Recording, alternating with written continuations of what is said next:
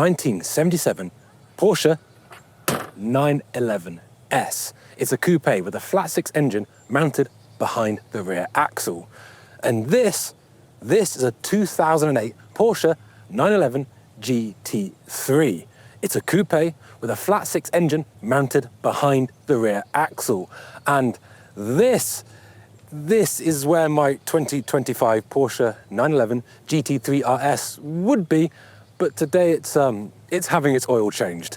But when I'm driving it, I'm often remarking upon its coupe shape and that flat six engine mounted behind the rear axle. In mountain biking, you can of course find brands who are engineering first, with roots that run deep in a model's family tree, who, much like Porsche, have a willingness to go their own way, even if that means bucking some trends, ducking the industry's push and pulls, all in a bid to stay true to who and what they are, come what may. And while some brands have kept the same models in their lineup in archetype alone, with geometry, concept and suspension layouts changing drastically over the years, that's not the same for all. This Arizona brand, much like Porsche, seems to favour the precision of the surgical scalpel over the sledgehammer, as they've tastefully nipped and tucked over the years, whilst keeping the old philosophy very much there. Much like the charm of this 77 Porsche still lives on in the modern day descendant.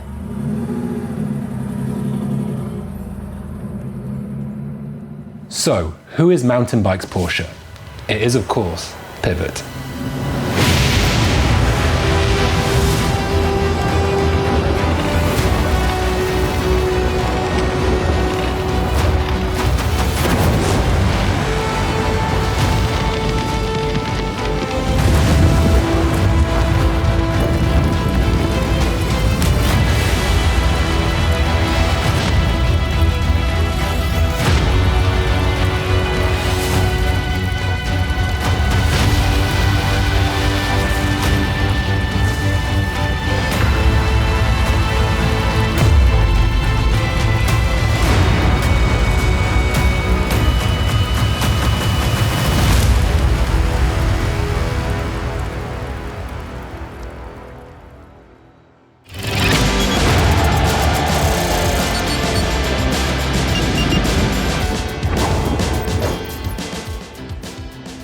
Our timeless trail bike tick list, it's got to have a DW link. It's going to offset the balance of reach and rear center to bias the rider's weight towards the back. Naturally, it will have super boost, maybe even a press fit bottom bracket. It'll be made to exacting tolerances, have a silhouette that is recognizable without being outrageous. The Firebird is in its 5th generation, and in some ways it's mellowing in its old age. What is a Firebird, and why is its essence easier to bolt down than flagship enduro bikes from other brands? Well, it's in the eye of the beholder, of course, but there are some beauty spots in that geometry chart that can give it quite a rearward weight bias. Not only that, but to me, it seems to be a bike with some very tight packaging and quite a short rear end. Now, I don't know if that reminds you of anything.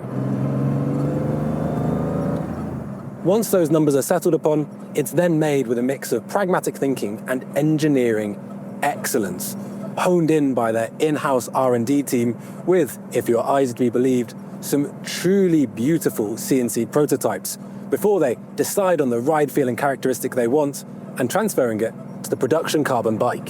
Since the Firebird's gone carbon, the brand hasn't looked back, and they don't make 2 different materials per production run. No, it seems like they make the bike with the most suitable material that they deem fit, and that's it. Take it or leave it. Arizona, 3 digits Fahrenheit in the summer. If you can't handle the heat, get out of the kitchen. It's an attitude that I kind of like. Above all though, it's always been the geometry philosophy on Pivot that stood out to me. And maybe that makes sense. Maybe what's perfect for the jank of Arizona is also well suited to the jank of EWS racetracks.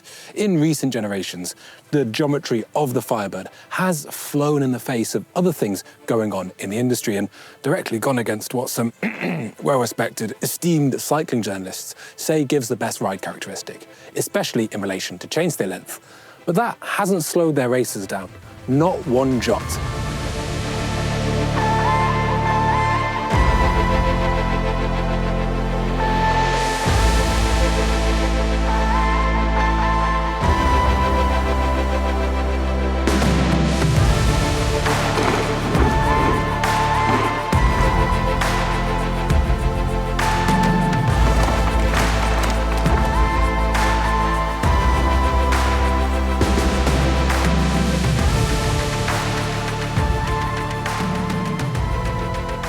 I think Pivot knows it's making a bike for them, and honestly, good on them.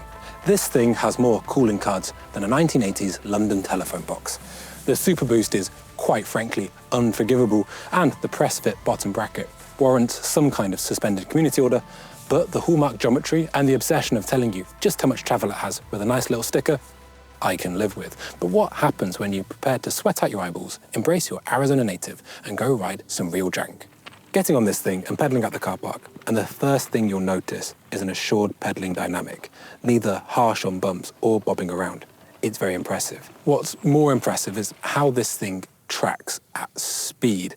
It offers so much grip and composure, and at times feels almost glued to the ground. It is a truly impressive system. I recently commented on the Raw review how well that bike worked for a 4-bar. The difference here is that there are no caveats. It doesn't work well for something, it just works flawlessly well. Small bumps, big compressions, loading up the brakes, square edges. It seems to do it all, and it does so with near to no pedal feedback. We test these bikes both with high engagement hubs as well as E13 Sidekick to really understand the difference and what's happening with our drivetrain. I would give this system an overall drivetrain feedback rating of low.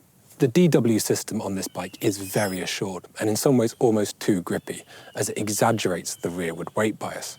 Normally when setting up a shock, a rider is looking for certain red flags. Does it use too much travel too much of the time? Does it wallow through the mid-stroke or perhaps hit a wall of support?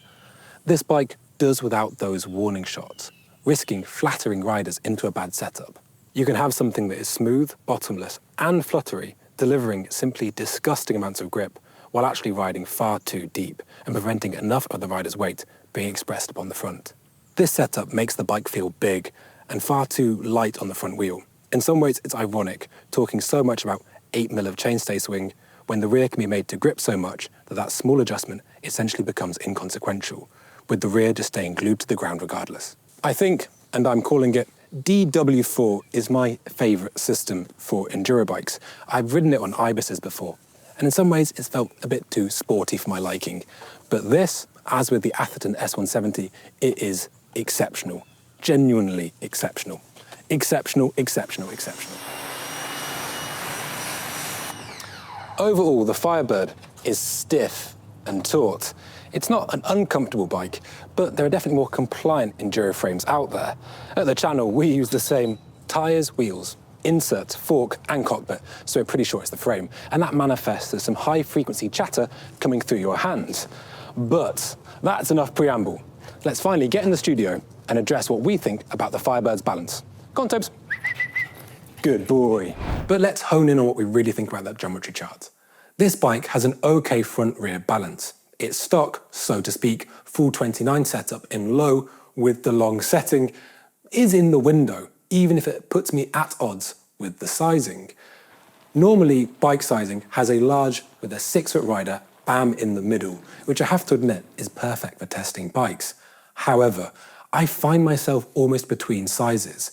Here we have the large, and honestly, it feels big. Not least because of that large effective top tube, so essentially the distance between your contact points of saddle and bar. Now, Pivot have almost done too good of a job on the adjustability front, meaning that the large can get so small and the medium so big, you're kind of stuck between choosing black paint with some white mixed in or some white paint with a dollop of black, giving customers seemingly many options of overlapping grey. What I would like, for me, is the reach of the mixed wheel bike with a head angle of the 29. I do want to shout out the excellent work Pivot has done on the dropouts though. The reason their engineering is so great is because of the restrictive junction of design they found themselves T-boned, or should I say T-typed by. SRAM's UDH and subsequent T-type drivetrain shifted not only parallelograms but also paradigms. It changed the industry, and what people expect of drivetrains as well as their frames. Honestly, it's great to have a single hanger style, standard issue on nearly every bike. The issue is, as with all standard issue kits, if you don't like green khakis, you're kind of out of luck. And it's the same case with the UDH. Simply, it makes engineering an adjustable chainstay length much, much harder. Pivot have had their work cut out. There are sliders, there are bolts, there are grubs, but the end product is elegant, simple, and effective. I only hope this style becomes as ubiquitous on DW bikes as the UDH, even if I know that it probably won't.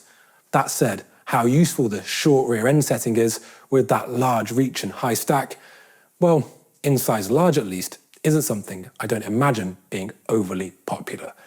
So can I forgive the two rear settings being on the shorter side? Well, can I forgive Porche for putting the engine in the back? Absolutely.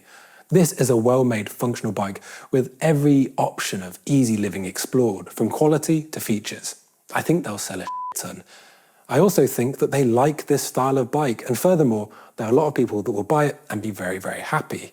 Might it alienate those that want a bike to offer perhaps more balance, with a positive feeling on the front that comes on a plate instead of having to grab it by the scruff of the neck?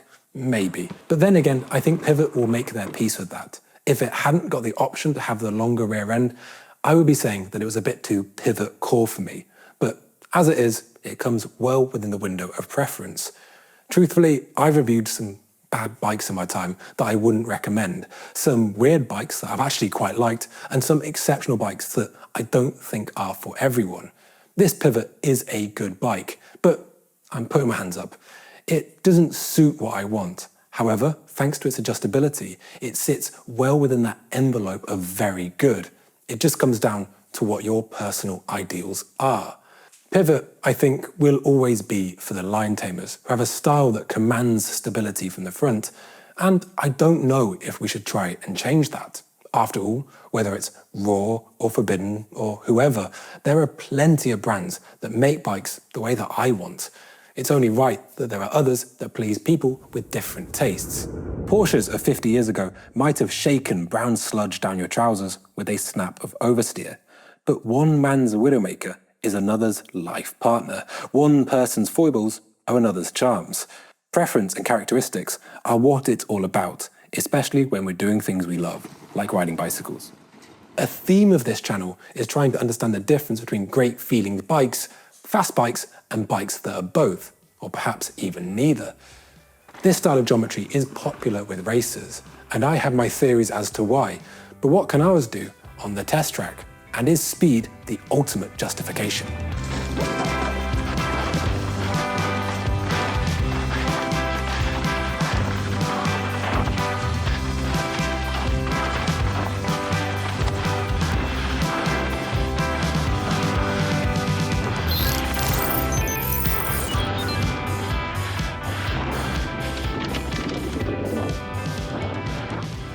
Timing aside, what does he actually feel about the bike? Well, on this beautiful BC day, Stig's been lapping up the Stuttgart-style sunshine and a fair amount of Pilsner. What can we read in the steam sizzling of his sausages and sauerkraut? Stig said that through the rough stuff, the suspension was more composed than Beethoven on beta blockers, and the most assured he had ever felt on a mountain bike. However, he does knock the bike down on comfort, feeling that it rattled him through both his hands and feet. He was much more confident and comfortable on the medium rather than the large, although the time lapse were almost identical. On the medium, the time lap was fast but in control and far from the overall ceiling, while the large felt closer to the limit and was less controlled, although it was a nick faster. Overall, he was super impressed with the bike and felt they had made a proper enduro race bike. And that bears out in the timing. Either size went an absurd nearly 5 seconds faster than the other bikes we've tested. Firebird indeed. Maybe the big takeaway is not whether there is some ideal relationship between reach and rear center, but rather how you can identify your own preferences. If you're somebody that likes fast smash security and can make up for a lighter feeling front with some in-corner dynamism, there's every chance that you like more of a rearward weight bias. If instead, like me, you prefer something that's a bit more settled on the front, there's every chance you prefer more of a forward weight bias. Either way, if you've made it this far, there's every chance that your preference is enjoying QuarterHP. So please do subscribe, as it gives us more excuses to buy weird old bikes and hang them in the studio.